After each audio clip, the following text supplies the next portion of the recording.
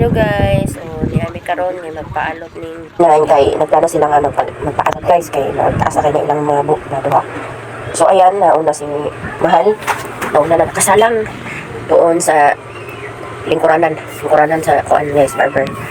So ako naman ay diha lang sa gawas guys, nagulat-ulat sa ilaha kung kanos naman mo kuan.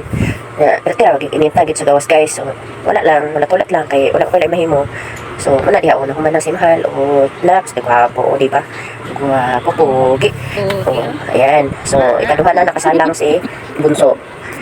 Ayan. Pagkamana na guys, gwapo na siya guys. Nakasalang na siya. Napili na niya yung pinakagwapong style sa kuan, sa style sa buhok nga yung kuan bagay sa iyong ulo. So nakaroon niya gamay. Pogi na ba yun? Diba? Yan sila duha, pogi na. So ayan. Sana all. Sa dihang usa na po ang among kuan. Yan, napapugi pa silang duha. Sana all silang sa dihang karon kay among nalabyan ang kuan dere, lamian nga sabaw. Na ay kuan daw, isa na daw kasi nga rice or cook. Yan. Balak guys kay gutom ko. Yung mga unsa kay gutom ko nulat ninyo. Yan guys. Nangaon ang mga bayot. Nag-order niya usa tulo ka set.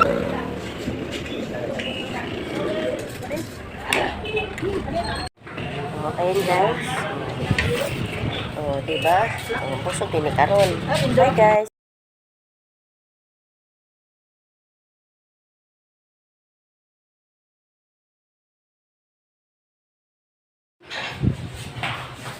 Solve na.